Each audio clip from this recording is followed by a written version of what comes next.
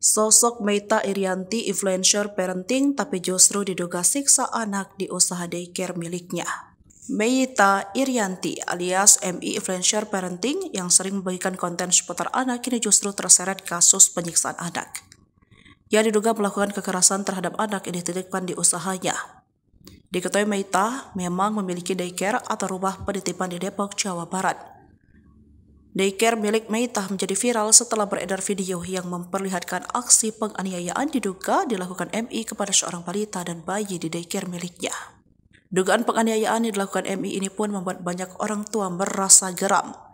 Berdasarkan penelusuran tribunjakarta.com, MI diketahui pernah bekerja sebagai direktur HR di sebuah portal berita Indonesia. Hal ini dikonfirmasi oleh PT Akurat Sentra Media yang menaungi portal berita tersebut. Dalam klarifikasi, PT Akurat Sentra Media menyebut bahwa MI sudah tidak lagi bekerja sebagai karyawan di kantor tersebut. Ia sudah mengundurkan diri melalui surat yang ditandatangani sendiri sejak Mei 2023. Berdasarkan informasi beredar di media sosial, ia diduga masih punya hubungan keluarga dengan seorang mantan pejabat sekaligus politikus. Salah seorang warganet mengonfirmasi kabar tersebut melalui sebuah unggahan foto.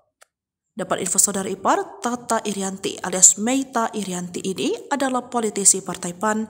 Catur Sabto Edi, ada yang bisa mengonfirmasi info ini, tulis akun tersebut. Pada balasan tersebut, akun Handas Sajaya memperlihatkan sebuah foto yang menampilkan seorang pria merupakan sosok politisi sedang memberikan acara sambutan pada prosesi Tedak Sinten keponakannya. Tepat di sebelah pria tersebut ada seorang wanita yang diduga adalah MI.